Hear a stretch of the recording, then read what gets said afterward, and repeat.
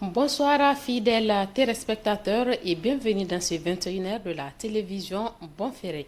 Les manœuvres de la France et de certains pays de la CEDEAO d'isoler le Niger sur la scène internationale se poursuivent avec les velléités de l'opérer au niveau de l'Organisation des Nations Unies ONU qui ouvre les travaux de sa 78e Assemblée générale ordinaire demain mardi. Le ministre des Affaires étrangères Bakariaou Sangaré a dénoncé cette manœuvre. Plus de détails avec Mustafa Abdrahman Zongoma. La tentative d'isolement du Niger sur la scène internationale par certaines institutions sous-régionales sous le leadership de la France a du mal à prendre. Ayant opté pour une posture de non-reconnaissance du Conseil national pour la sauvegarde de la patrie, qu'elle traite de putschistes, la même France copine curieusement avec les putschistes qui ont renversé le président gabonais Ali Bongo Ondimba, pourtant déclaré élu à l'issue du scrutin présidentiel organisé dans le pays. L'ambassadeur de France au Gabon, Alexis Lanex, a d'ailleurs été reçu par le chef de la junte gabonaise. À l'étranger, malgré la dissolution du gouvernement de la 7e République et la mise en place d'un gouvernement de transition avec Ali Maman Lamine Zen comme Premier ministre, la France continue de présenter l'ancien ministre des Affaires étrangères, Assoumi Massaoudou, comme ministre nigérien en fonction. Sangaré Yaou Bakari, actuel ministre des Affaires étrangères du Niger, qui a pris part à Cuba au sommet du groupe des 77 et la Chine, a dénoncé la tentative d'isolement de notre pays sur la scène internationale. De 2023 nos han impuesto estas sanciones. Instancias internacionales y incluyendo Naciones Unidas en la escena internacional han cedido a presiones por la simple razón de que el pueblo nigerino decidió. À la tête d'une délégation, le ministre des Affaires étrangères Boukari Yaou Sangaré est à New York où il devrait représenter le Niger aux travaux de la 78e session de l'Assemblée générale de l'Organisation des Nations Unies. Une participation qui intervient dans un contexte particulier où le Niger est menacé d'agression militaire par la CEDEAO et la France et où, avec le Burkina et le Mali, il a décidé de mettre en commun ses efforts pour lutter efficacement contre le terrorisme au Sahel. La République du Togo s'engage à alléger les sanctions contre le Niger en donnant une aide humanitaire à destination de notre pays. L'annonce de cette mesure a été faite à travers une correspondance adressée à la commission de la CEDEAO. Autre précision avec Youssouf Haïdara. La République frère et amie du Togo donne suite à la demande de facilitation de l'accès de l'aide humanitaire au Niger, formulée par le sous-secrétaire général de l'Organisation des Nations Unies en charge des affaires humanitaires et de la coordination des secours d'urgence. C'est dans une correspondance adressée au président de la commission de la CEDEAO que le ministre des Affaires étrangères du Togo, le professeur Robert Dussey, a notifié la décision du gouvernement togolais de donner une suite favorable à cette requête, dans l'intérêt du peuple frère nigérien et de la communauté. La décision des chefs d'État et du gouvernement de la CEDEAO de bloquer, dans le cadre des sanctions prises contre le Niger à la suite du coup d'État du 26 juillet 2023, l'acheminement de l'aide humanitaire est illégale et non prévue par les textes communautaires. La décision du Togo de la lever va sans nul doute faciliter le travail des agences humanitaires des Nations Unies et soulager les populations nigériennes injustement sanctionnées par la CEDEAO sous l'injonction à peine voilée de la France. Depuis le 13 septembre dernier, à travers une note circulaire, il est demandé aux écoles privées d'alléger les frais de scolarité. Ce matin, une de nos équipes a fait le tour de quelques établissements privés et centres techniques. Suivant le reportage de Souleymane Ousmane et Abdoulaye Seydou.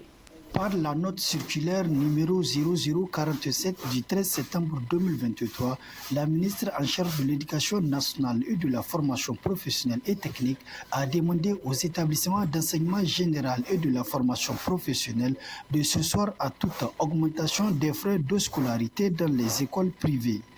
À la veille de la rentrée scolaire 2023-2024 dans les établissements sillonnés, les préparatifs vont bon train et rassurent les parents d'élèves sur la stabilité des frais de scolarité. Effectivement, nous avons vu la note qui parlait, qui demandait aux écoles de ne pas augmenter. Nous, ça fait 10 ans qu'on a gardé les mêmes prix Au contraire, nous avons même diminué pour les anciens élèves. Il y a une diminution que nous faisons chaque année pour les anciens élèves. Les prix sont standards, nous on n'a pas augmenté ici. Sur ce plan, nous n'avons pas beaucoup de problèmes sur ce plan parce que chaque année, les parents arrivent à s'entendre avec le promoteur de l'école et chaque fois on arrive à gérer ça. Vous allez voir, il y a des enseignants, il y a des élèves qui n'ont pas payé même les frais de scolarité de l'année passée, mais ils vont rentrer, mais avec la compréhension, avec la situation du pays aussi, le promoteur arrive à gérer ça avec les parents. Nous appelons aux parents de faire la réinscription et chaque année, en fin d'année, nous demandons aux parents de certifier, de nous dire de confirmer leurs élèves, l'arrivée, l'inscription de leurs élèves ou bien si... La lumière n'a jamais augmenté ses frais. Voilà, on a toujours gardé les frais depuis la création. Donc, nous disons que nous sommes toujours inscrits dans cette politique-là. Voilà. Nous avons toujours gardé les frais. Voilà. C'est toujours assez constant. Ici, c'est la rigueur, c'est l'excellence. Nous sommes là pour eux. Le CSP a toujours œuvré dans la réussite des enfants et les résultats en témoignent. Au niveau des écoles professionnelles et de l'enseignement professionnel et technique, notamment le CETESNI, c'est la même assurance depuis des années et plus même. Je peux vous assurer qu'au CETESNI, il n'a jamais été question d'une quelconque augmentation des frais de scolarité. Et il n'en a pas été question, même dans le temps, à plus forte raison dans le contexte actuel que vit notre pays. Parce que personnellement, c'est quelque chose que je ne pourrais pas expliquer. Alors face à toute cette batterie de sanctions infligées à notre pays, il est plutôt attendu de tout un chacun un sursaut patriotique et un dépassement de soi pour essayer de comprendre ce que chaque Nigérien vit dans sa peau. Voilà, donc au CETESNI, au contraire, depuis l'avènement du terrorisme dans notre pays, nous avons eu des mesures d'accompagnement pour soutenir, ne serait-ce qu'un tout petit peu, nos forces de défense et de sécurité. Et c'est dans ce sens que nous avons octroyé, il y a de cela au moins 4 à 5 ans, chaque année, une réduction de 15 à 20% sur les frais de scolarité pour chaque enfant des forces de défense et de sécurité. Dans plusieurs écoles privées de Niamey, cette décision vient confirmer de plus l'allègement des frais de scolarité dans ces écoles et intervient à la veille de la rentrée scolaire 2023-2024. La mise en place prochaine d'un comité chargé de réfléchir sur les frais de scolarité est annoncée dans cette lettre par la ministre en charge de l'Éducation nationale. Cérémonie de lancement des activités du nouveau collectif régional pour la sauvegarde de la patrie, CRSP Maradi. Quels sont les objectifs qui lui sont assignés? Réponse dans ce reportage de Inès Zoumari et Ibrahim Ahmed. Ces assises marquent la cérémonie officielle du lancement des activités du nouveau collectif CRSP, collectif régional pour la sauvegarde de la patrie, créé par les organisations de la société civile, les syndicats, associations et groupements des femmes et des jeunes de la région de Maradi. Le CRSP a pour objectif 1. De fédérer les forces vives de la région autour de la sauvegarde de la patrie. 2. Apporter un soutien indéfectible au CNSP. 3. Œuvrer sans relâche à la conquête de la souveraineté du peuple nigérien. 4.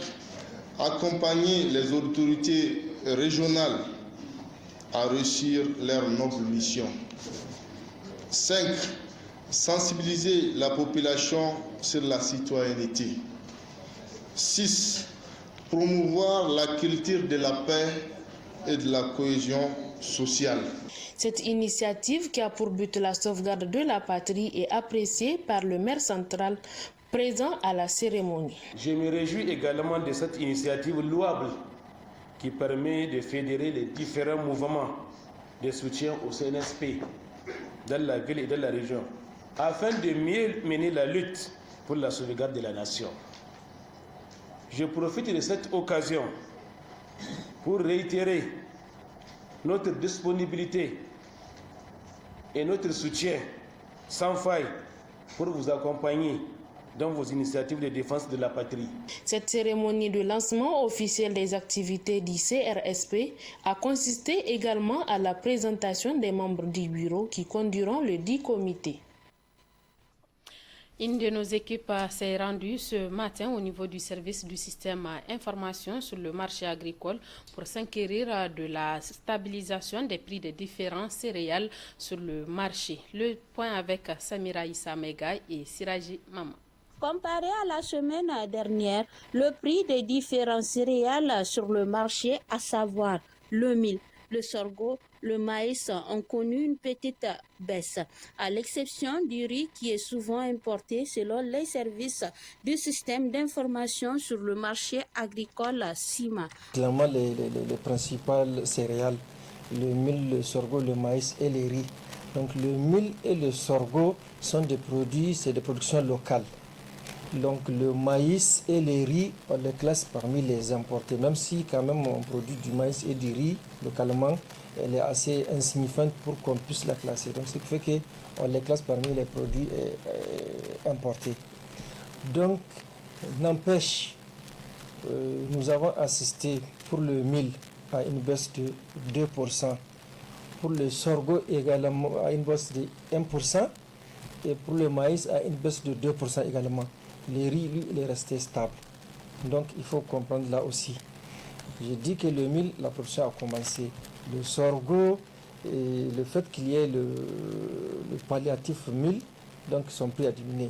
Mais le maïs, là aussi, il faut comprendre. Même si nos frontières sont fermées, puisque les pays qui nous approvisionnent, c'est le Nigeria, le Burkina et le Bénin. Donc, quand bien même les frontières sont encore fermées, mais les nouvelles productions du maïs sont sorties et de toutes les façons, les paysans ou bien les commerçants étant résilients, ils amènent par tous les moyens à fournir ce maïs. Donc, c'est plus cela, puisque là même où ça s'approvisionne, c'est devenu, la production est déjà effective, c'est moins cher. Donc, nécessairement, ici sur le marché, les consommateurs verront que ça a diminué effectivement. Selon le système d'information sur le marché agricole en 2018, voire 2022, le mil a connu une hausse de 32%, le sorgho 30% et le maïs 41%. À 31%. Donc vous voyez vraiment, quand les gens pensent que c'est cher, effectivement, c'est cher. On pense que petit à petit, avec les mesures que l'État, les autorités sont en train de prendre, ça va se stabiliser, Inch'Allah. Merci. La tendance des prix des céréales sur le marché pourrait connaître une baisse plus importante en ce qui concerne les céréales produites localement à la faveur de la finalisation des récoltes qui ont commencé dans plusieurs villages agricoles du pays. Merci de nous rester fidèles. C'est la fin de ce journal. Très bonne réception de nos programmes.